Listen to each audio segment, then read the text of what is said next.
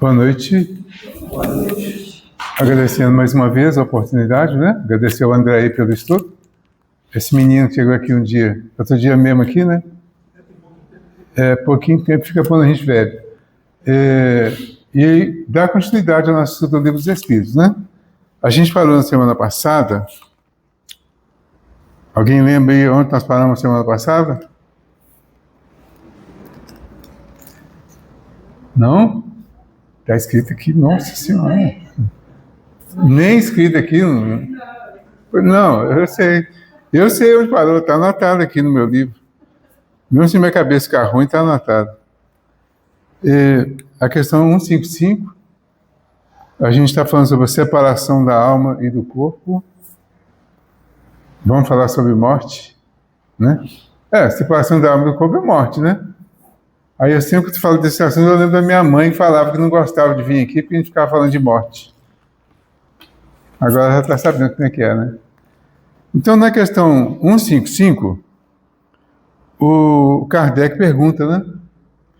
Como se opera a separação da alma e do corpo? E os Espíritos respondem de uma forma assim muito tranquila, né? Desligando-se os liames que a retinham, ela se desprende. Pronto, só isso. Entendeu? Mas aí o Kardec pergunta mais, né? 155A. Vou ler tudo, depois a gente volta a comentar. A separação se verifica instantaneamente numa transição brusca. Há uma linha divisória bem marcada entre a vida e a morte? Aí eles respondem, não. A alma se desprende gradualmente e não escapa como um pássaro cativo que fosse liberto. Os dois estados se tocam e se confundem, de maneira que o espírito se desprende pouco a pouco dos seus liames. Estes se soltam e não se rompem. É sempre bom nessas questões assim, que eles dão respostas um pouquinho mais objetivas, a gente sempre considerar que são espíritos superiores que estão respondendo sobre um assunto que eles respondem de uma forma mais elevada, vamos dizer assim. Tá? Porque quando vai chegando no nosso nível aqui, há uma série de variedades, há uma série de hipóteses, né, prováveis, relatadas, inclusive na própria codificação, de uma série de variações possíveis. Então aqui eles dão uma ideia, vamos dizer, uma mais geral, e eu considero que mais para cima, para que a gente depois vá, a partir daqui, estudar as outras possibilidades e entender cada vez melhor de acordo com o estudo. Então o André sugeriu o livro Obreiros da Vida Eterna, né? Não é o mesmo assunto não, mas é no mesmo livro. O livro Obreiros da Vida Eterna, do André Luiz, né? Ele traz aqui num capítulo muito interessante, que é o capítulo 13, ele traz aqui a libertação do Dimas. Nesse livro, eles vieram receber 5 espíritos que estavam para desencarnar, já estava tudo programado, e uma equipe lá que vem, o André Luiz foi convidado para participar dessa equipe. Então eles vêm para receber essas 5 pessoas que estariam desencarnando. E cada um tem uma característica diferente. Então aqui, na obra complementar, a gente já vai vendo uma série de características, não é que desmente ou que atrapalha a codificação. A obra complementar, ela complementa, amplia a ideia para a gente conhecer cada vez melhor. Então, neste caso aqui, então voltando aqui, quando ele fala, como se opera a operação da alma e do corpo? Fala, desligando-se os liames que a retinham, ela se desprende. Aí o nosso amigo aqui que está conversando com o André Luiz, ele fala assim, segundo você sabe, há 3 regiões orgânicas fundamentais que demandam extremo cuidado nos serviços de liberação da alma. Então, a gente já vai entender aqui, neste caso mais específico, que existe uma equipe espiritual que vai cuidar da libertação do corpo e da alma. Tudo igualzinho? Não. Então, aqui ele está tratando de um caso específico, que é o caso do Dimas, que, por sinal, era espírita. Né? O título é Companheiro Libertado. É o capítulo do livro. É o capítulo 13, inclusive. Fala, então, dessa divisão das 3 regiões orgânicas. Fala assim, o centro vegetativo ligado ao ventre como sede das manifestações fisiológicas. O centro emocional, zona dos sentimentos e desejos, sediado no tórax. E o centro mental, mais importante, por excelência, situado no cérebro. Então ele fala que existem esses 3 centros, 3 regiões orgânicas fundamentais que demandam extremo cuidado nesse serviço de libertação da alma. Vão cuidar disso de acordo com as possibilidades. Então não dá para a gente falar, não vai ser tudo igualzinho. Mas esse é um ponto de partida e que vai dar uma ideia de que é assim que vai acontecer. Não mudou a resposta que os espíritos deram. Desligando-se os liames que a retinham, ela se desprende. Quais são os liames principais? Esses 3, que estão aqui na região aqui do umbigo, né? Nessa região aqui, o outro aqui na região do coração e outro na cabeça, no cérebro. Ok? Então, como que se imagina isso? São laços, fios, liames, que estão ligando. O que eles vão fazer durante o processo, vamos chamar assim, o mais natural? Vão começar o desligamento aqui, ó. Minha curiosidade, diz o André Luiz, né? Minha curiosidade intelectual era enorme. Entendendo, porém, que a hora não comportava longos esclarecimentos, abstive-me de indagações. Jerônimo, todavia, gentil como sempre, percebeu meu propósito de pesquisa e acrescentou.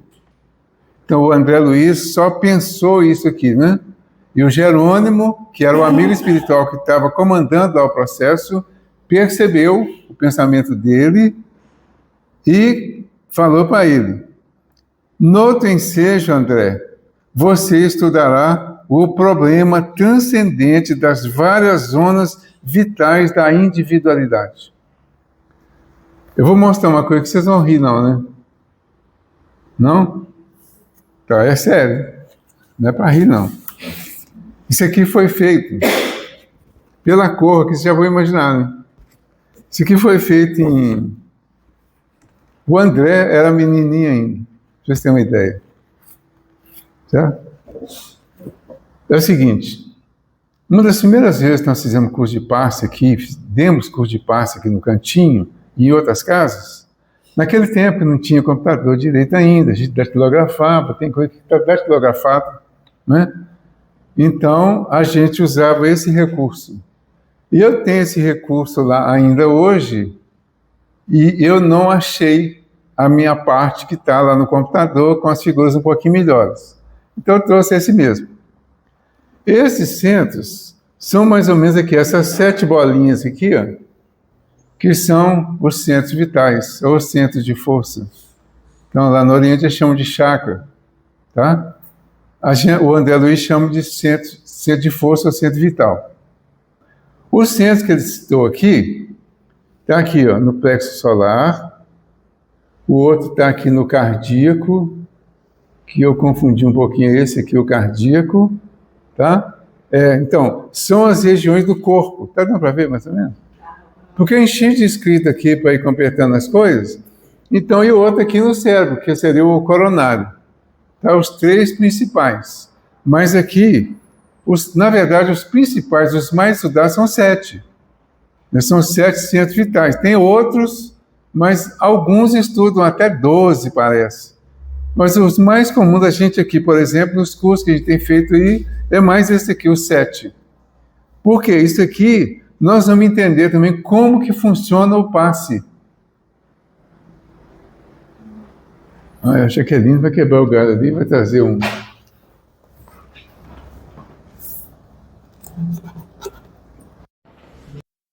Presidente eficiente, competente.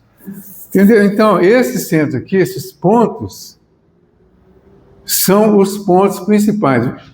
Quando a gente vê a ligação dos centros vitais que estão no perispírito com o sistema nervoso, que é do corpo físico, nele tem os plexos nervosos. Quem já viu o sistema nervoso do desenho, viu que a representação dele é cheia de fio. Então, são fios que podem representar perfeitamente. Isso que quer dizer aqui, que eles vão desligar esses fios de acordo com a possibilidade do momento, da necessidade do momento. Aí ele fala assim,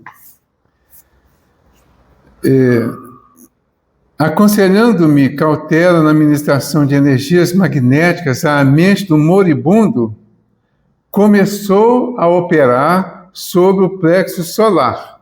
Então, o plexo solar está aqui, que é plexo solar, centro de força gástrico, chakra umbilical. A dificuldade é aí, né? Tem 3 nomes no mesmo lugar. Certo? Então, começou no plexo solar, desatando laços que localizavam forças físicas. Com espanto, notei que certa porção de substância leitosa extravasava do umbigo, pairando em torno. Esticaram-se os membros inferiores com sintomas de esfriamento. Então, desligou aqui, a parte de baixo já começou a esfriar, certo? Iniciou o processo. Isso acontece a partir do momento em que eles dão uma recarga magnética no Dimas, o Dimas dá mostras de melhorar um pouco, o pessoal relaxa, o médico vai descansar, a família vai descansar, aí que eles vão trabalhar, porque eles estavam de alguma forma lá atrapalhando o processo. Então, eles fizeram isso para o pessoal liberar. Começou isso aqui, então, né? Com espanto, notei que certa porção de substância leitosa extravasava do umbigo, parando em torno. Esticaram-se os membros inferiores com sintomas de esfriamento. Dimas gemeu em voz alta, semi-inconsciente. Acorreram amigos assustados. Sacos de água quente foram-lhe apostos nos pés. Mas antes que os familiares entrassem em cena, Jerônimo, com passes concentrados sobre o tórax, aí já subiu, né? Passes concentrados sobre o tórax, relaxou os elos que mantinham a coesão celular no centro emotivo, operando sobre determinado ponto do coração, que passou a funcionar como bomba mecânica desreguladamente. Desligaram alguma coisa lá no coração e ele passou a funcionar desreguladamente. Tá?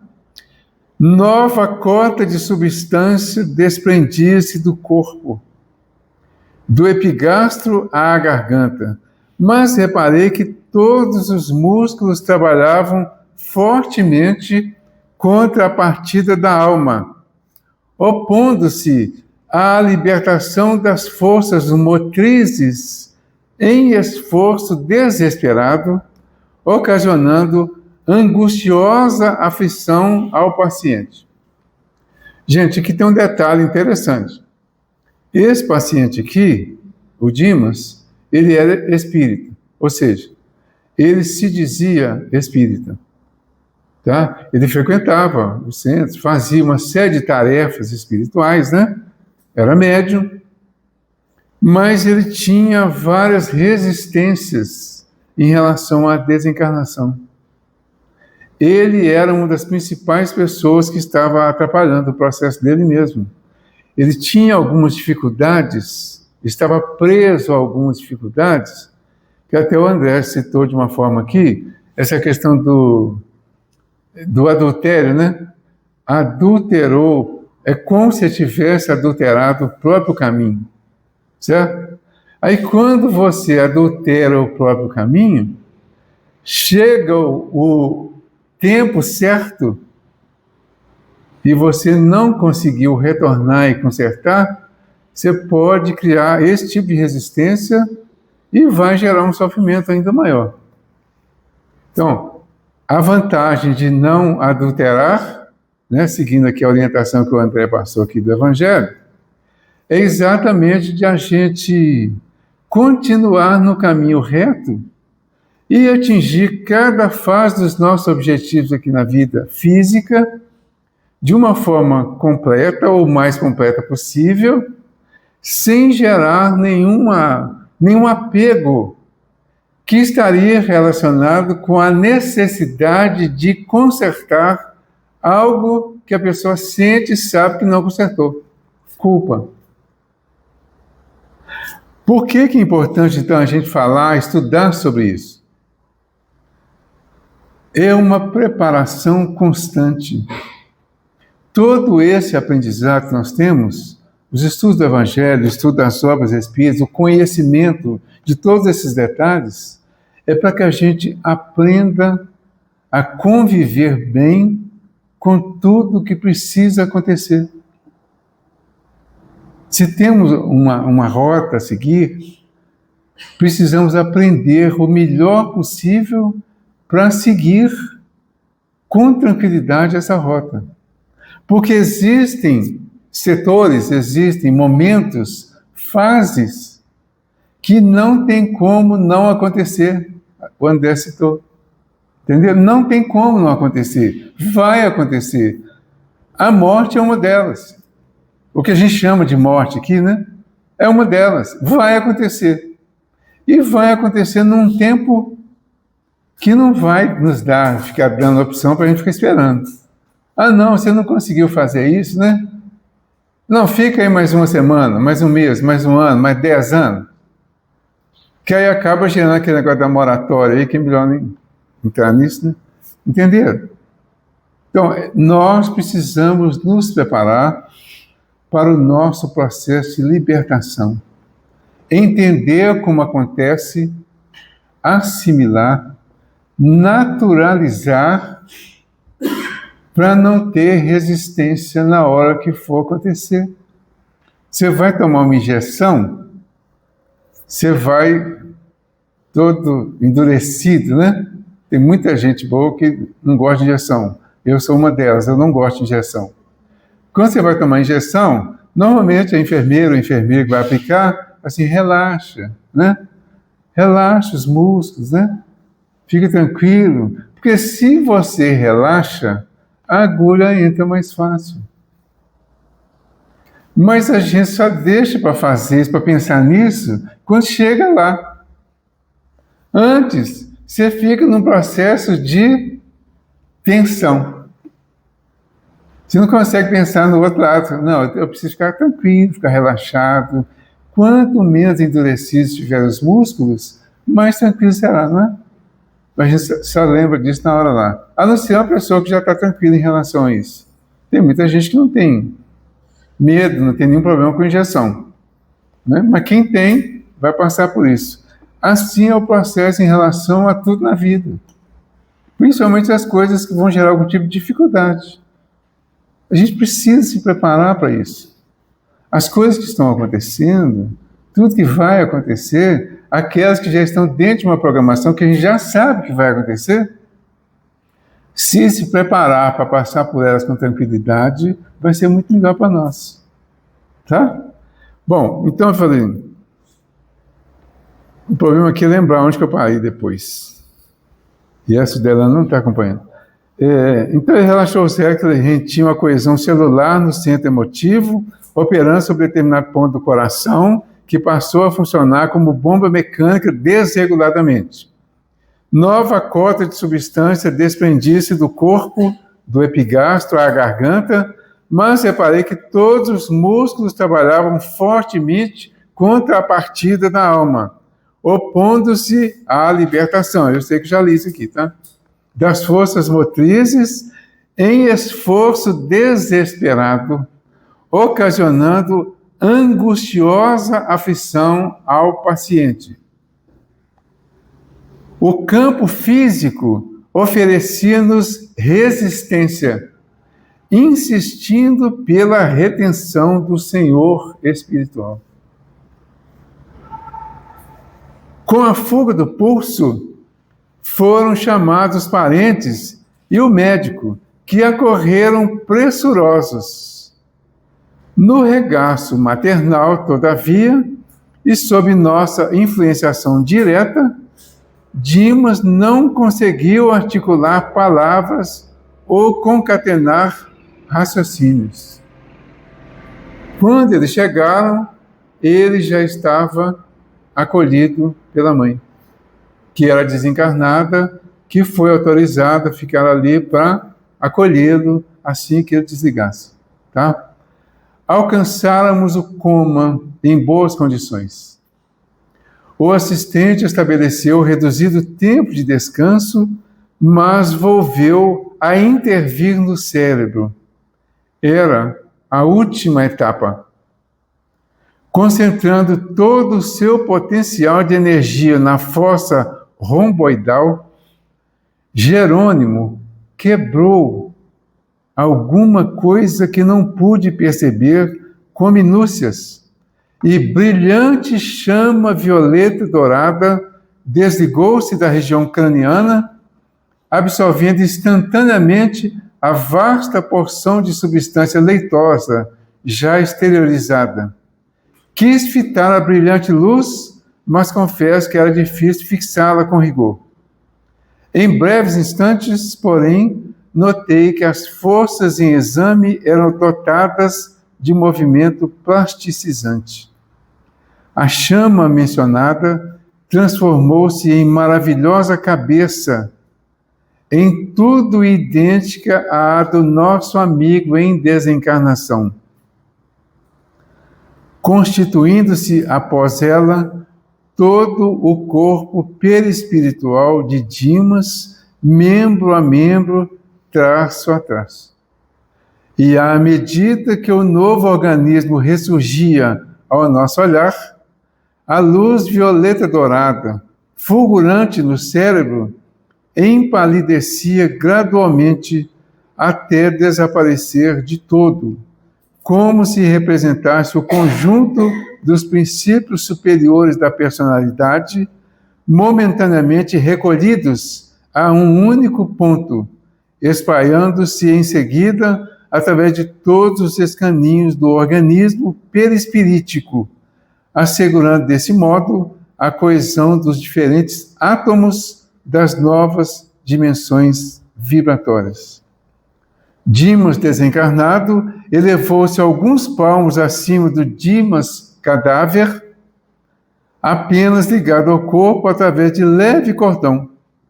É o cordão prateado, semelhante a sutil entre o cérebro de matéria densa, abandonado, e o cérebro de matéria rarefeita do organismo liberto.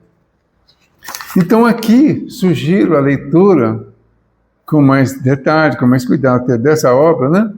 Especialmente nesse caso aqui, e nós vamos ver que tem os casos ele não explica todos os casos direitinho dessa forma não, mas cada um tem alguma característica lá que vai ser interessante para a gente entender, tá? O que é importante aqui? Aquela substância leitosa, aquela cabeça e tal, né? Foi formar o perispírito. Então, o perispírito se eleva do corpo,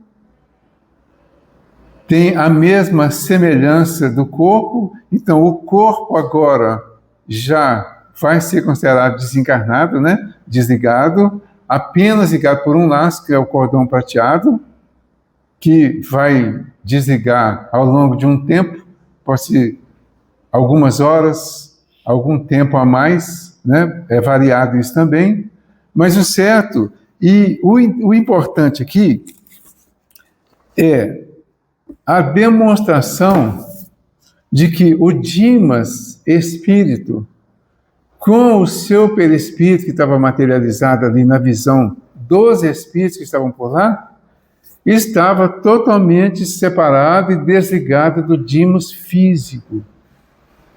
E isso traz com clareza para nós aquela certeza de que o que morreu realmente foi o corpo físico.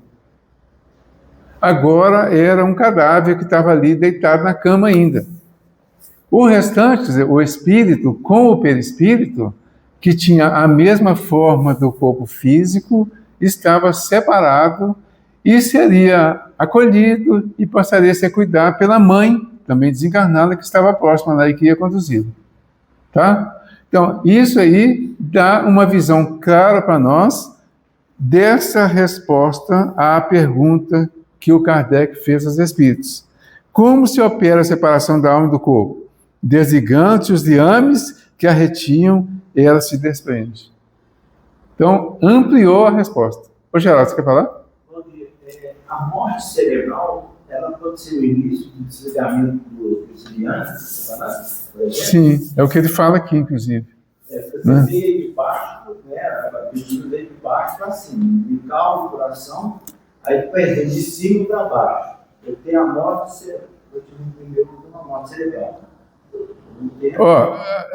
Eu não conheço nenhum caso em que fala só da morte, da aparente morte cerebral, e a gente não sabe exatamente quando é que a medicina vai dar o diagnóstico de morte cerebral sem ter completado e a pessoa ainda fica muito tempo viva, né? Encarnada.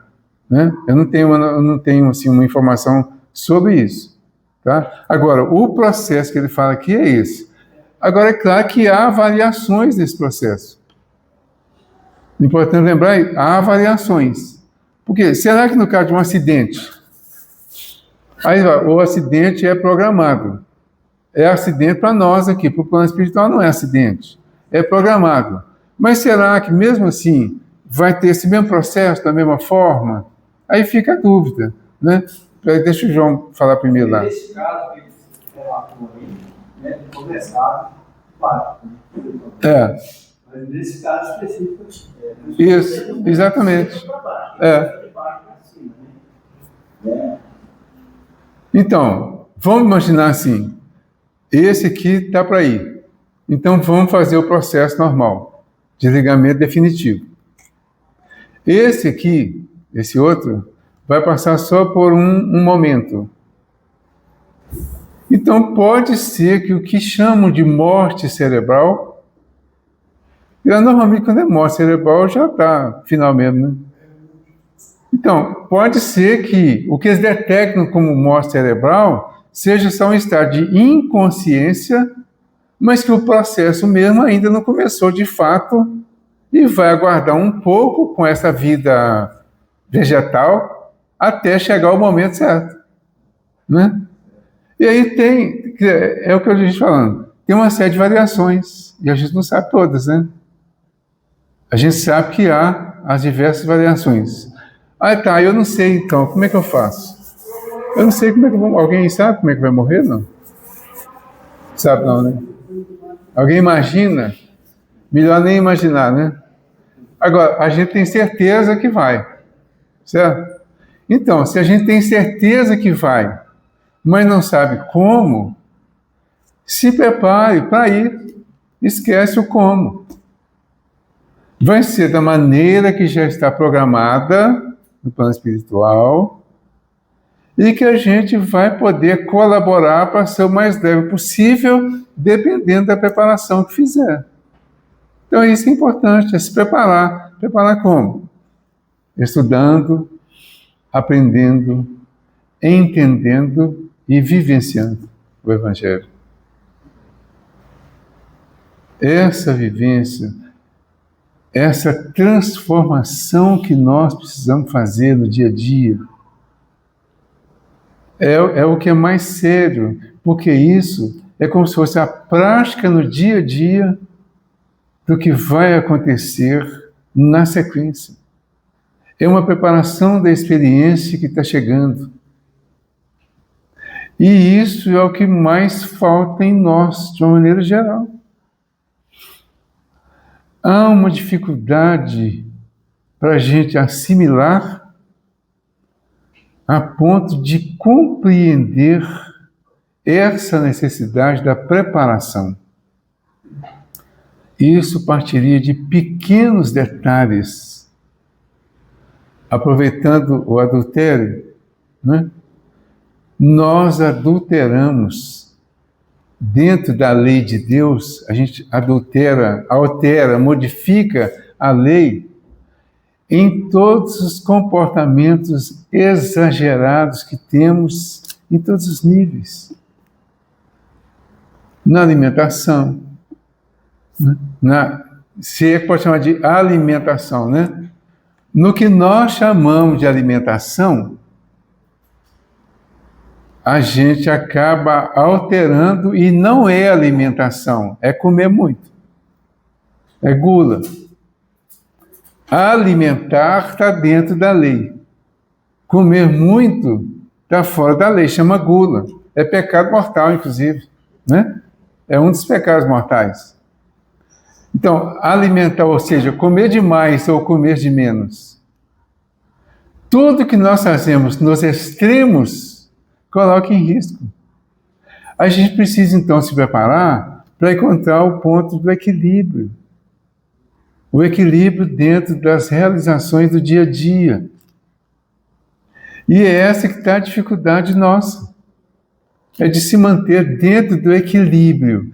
Desde o equilíbrio emocional, espiritual, mental, moral e a relação com as coisas físicas. A gente está vendo, por exemplo, aí você vai conviver no trânsito, desequilíbrio generalizado.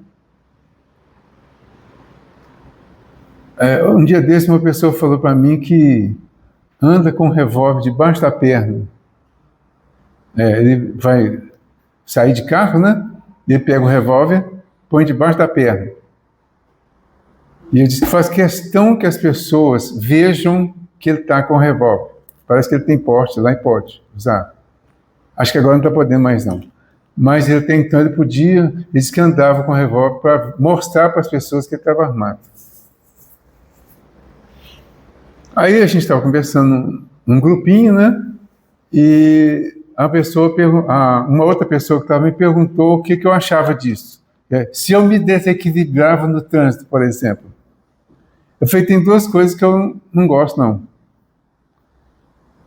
Mas não chego ao ponto de me exceder. Não é porque eu sou santinho, não. Já fiz. Resolvi mudar gradativamente e estou conseguindo. É não me estressar com buzina e farol. Isso me atrapalhou muito. Mas você vai chegar na conclusão, gente, que é tão bobo isso. Buzina de motoqueiro, então, viu? Viu, André? Eu arranquei a buzina. Arrancou? Ótimo. Arrancou a buzina da moto? Duvido. Gente, aquela buzina... Onde que eles arrumam aquela buzina, para falar nisso? Vem de fábrica. Vem de fábrica, né? Então, moto sai de fábrica com buzina e acelerador. Certo? Eu não acredito que tenha freio. Tem? Freio? Freio tem, né? Mas não parece, não. Não. É só olhar, imaginar, aproveitando o exemplo, como que o pessoal está andando nessas vias aí. Eu imagino que o André não faz isso. Entenderam? Nessas vias, nas grandes avenidas aí, na Via Expressa, aquilo é um excesso constante. O índice de acidente com moto é altíssimo. Né? É claro, não estou generalizando, não. Estou falando na frente do André, tá aí, chegou de moto ali agora. Quantas outras pessoas andam? Tudo bem.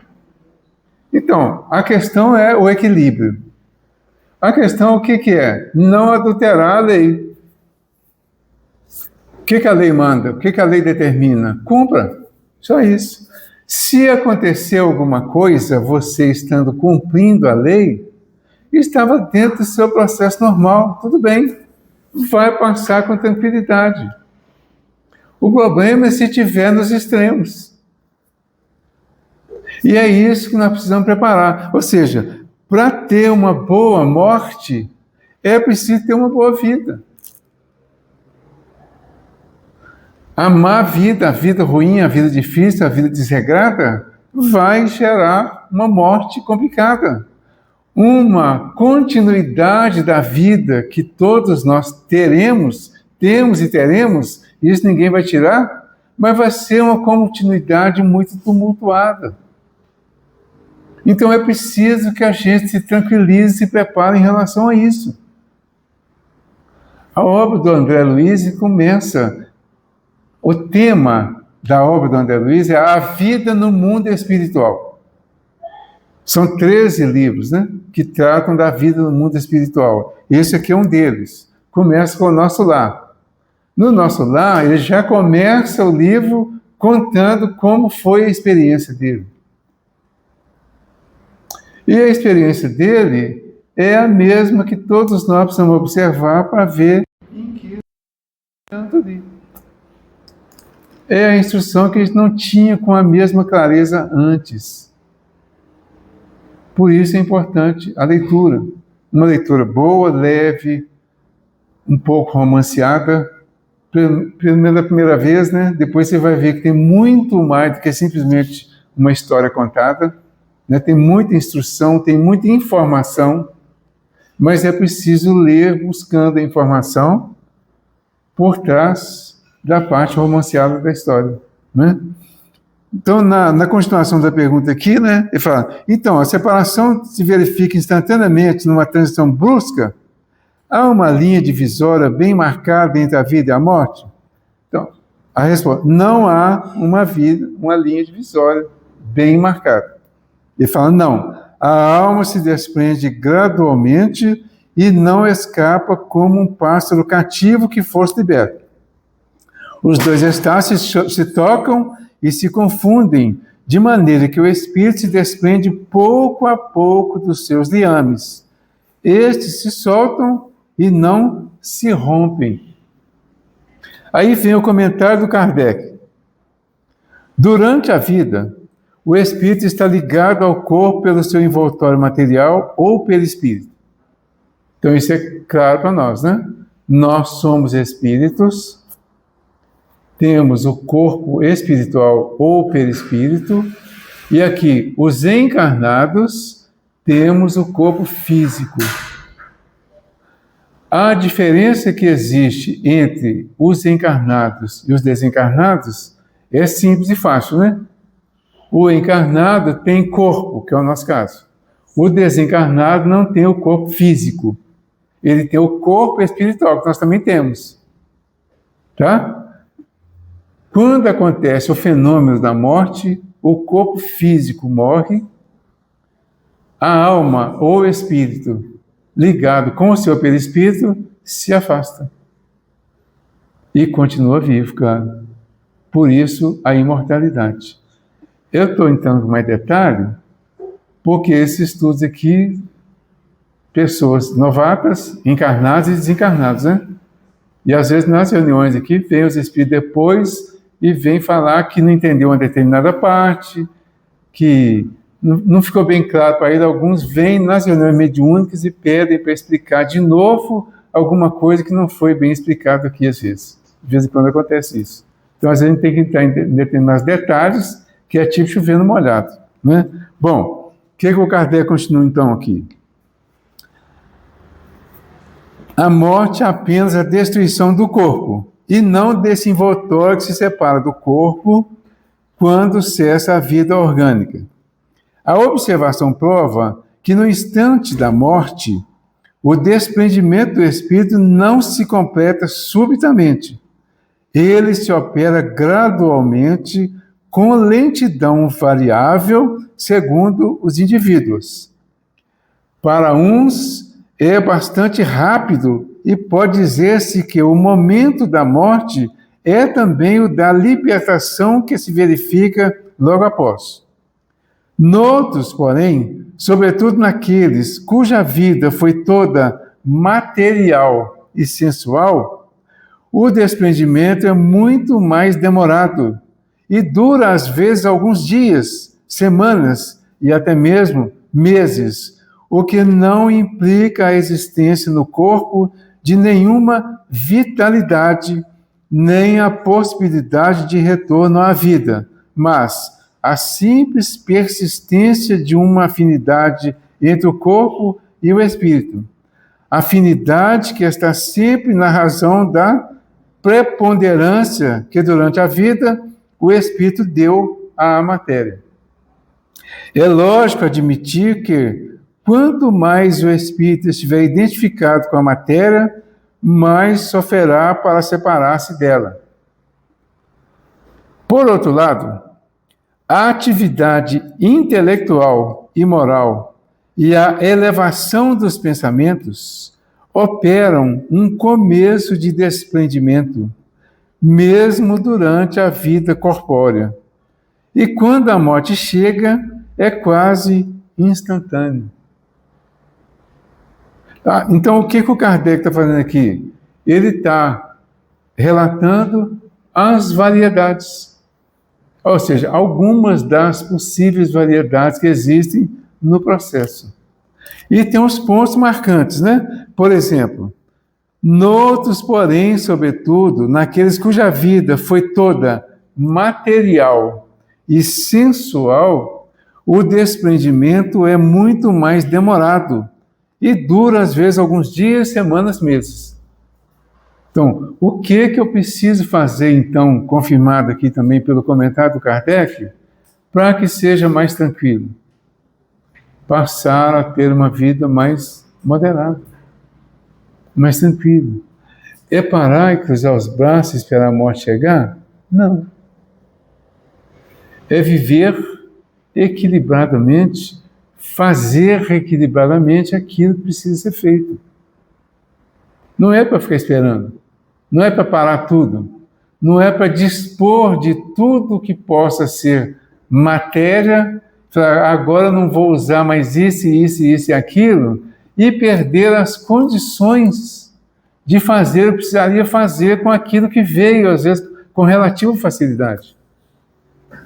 É continuar vivendo, utilizando as coisas que aparecem para nós, que surgem para nós, cuidando daquelas que estão conosco, cuidando da nossa vida física, inclusive na questão das doenças.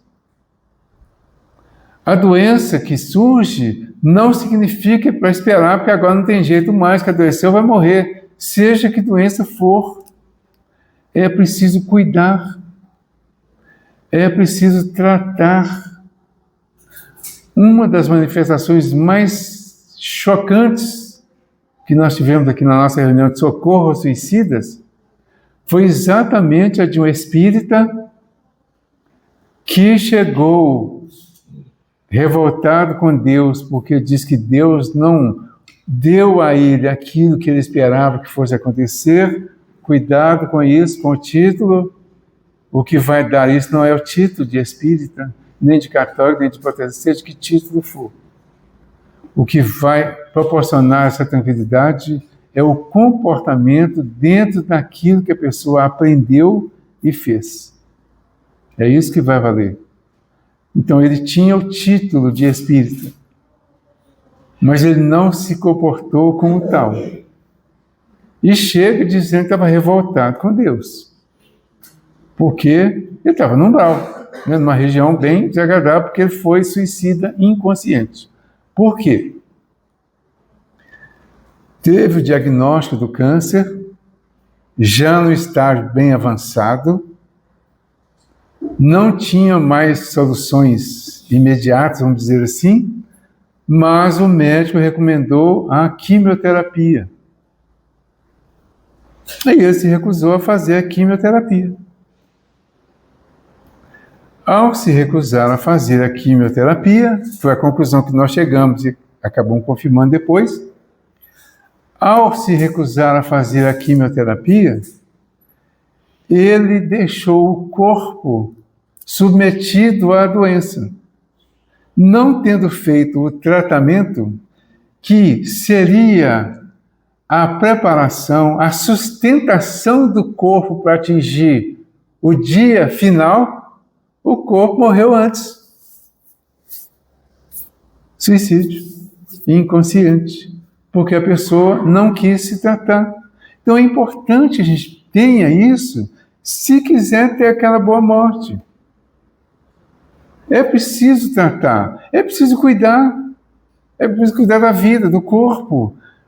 Eu às vezes falo isso brincando, mas é sério. É preciso deixar aqui um corpo sarado, bonito, fortalecido, bem alimentado, bem cuidado. Bonito. Todo mundo vai chegar e falar, nossa, você estava tão bonito ainda, né? Já pensou? Aí eu chegar lá e falar, olha lá, e falar, nossa, tá bem acabado, hein? Aí sempre para alguém que vai aparecer, ela vai comentar, mas também tinha uma vida toda desregrada, fazia isso e aquilo, tudo errado, não sei o quê, né?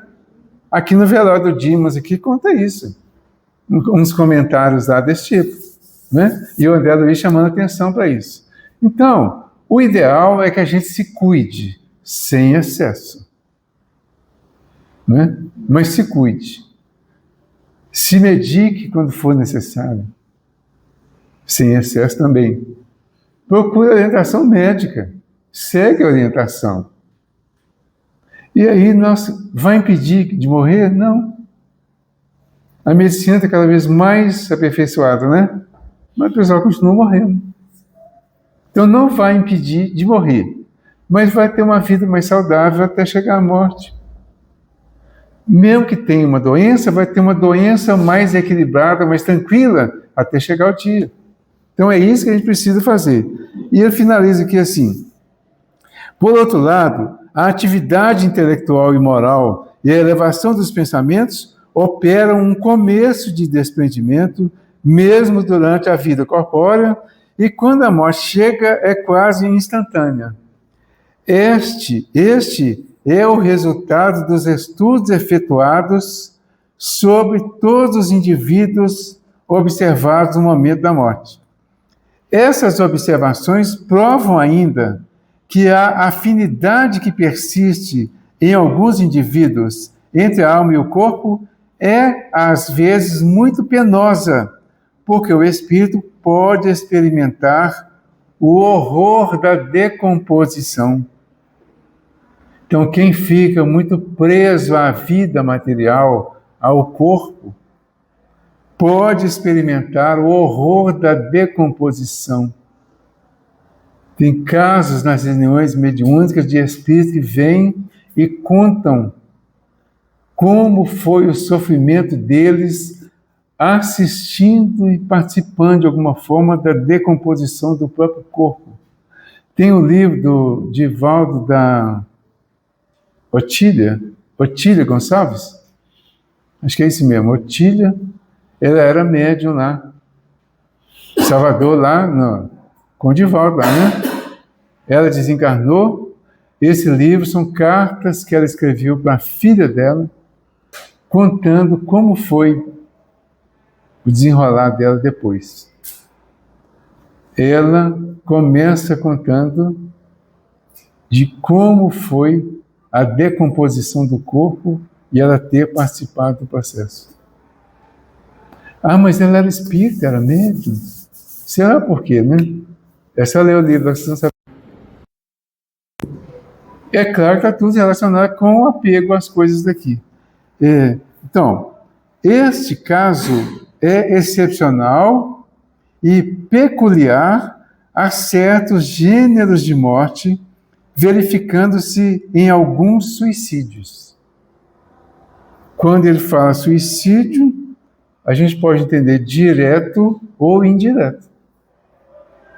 A pessoa que promoveu, que pensou, que organizou o suicídio, eles falam que é o suicídio consciente, né? Ou direto. A pessoa que não planejou, mas fez tudo inconscientemente e acabou chegando à morte antes, é o suicídio indireto. Então, nesses casos, e é claro que tem situações do nosso passado espiritual que vão gerar a necessidade de passar por algumas expiações, por algumas provações depois da desencarnação, que é como se fosse uma forma de completar o processo. Por isso é difícil dizer exatamente como que vai acontecer e como que vai continuar. Mas dá para dizer que a melhor maneira de entrar bem nisso é se preparar. Inclusive para saber da possibilidade de acontecer alguma coisa depois que não será tão agradável, mas se estiver bem preparado, vai tirar de letra. Ok? Obrigado pela assistência, pela oportunidade, pela participação direta ou indireta de todos. E vamos agradecer, né, por este momento. Pedir por todos aqueles nossos irmãos. Hoje o Delano já falou da dona Persiliana, né? Desencarnou hoje, passou por um processo delicado aí durante 93 anos de vida, né? E quantas outras pessoas que a gente lembra nesses momentos assim. Então vamos orar por essas pessoas, porque daqui o mais fácil e o mais comum de poder fazer para quem já foi é orar. E não condenar em hipótese alguma, não fazer julgamento, nós não estamos autorizados a fazer isso. Nós estamos convidados a orar por todos aqueles que deixaram a vida física e por nós também que estamos aqui nos preparando para ir para lá. Pai nosso que estais nos céus, santificado seja o vosso nome, venha a nós o vosso reino, seja feita a vossa vontade, assim na terra como nos céus. O pão nosso de cada dia nos dai hoje, perdoai as nossas ofensas, assim como nós perdoamos a quem nos tem ofendido. Não nos deixeis cair em tentação, mas livra-nos do mal. Jesus amigo, nós agradecemos por este momento de estudo, desde aquele momento que entramos nesta casa e que começamos a ser atendidos pelos seus mensageiros que cuidam de nós. Durante todo o tempo em que aqui estamos, nos orientam, nos incentivam, ativam a nossa percepção para o que precisa ser gravado mais intensamente por nós e nos cuidam para que a partir das propostas de mudança possamos realmente mudar, nos tornar melhores, mais felizes e mais preparados para a vida que continua depois da morte do corpo. Obrigado, Senhor, por esta casa, por todos aqueles que cuidam dela do plano físico e do plano espiritual. E que possamos continuar fazendo o melhor possível a nossa parte. Obrigado a todos, obrigado ao André pelo estudo e a todos aqueles que estiveram conosco neste momento. Que a tua paz nos envolva agora e sempre, e assim seja.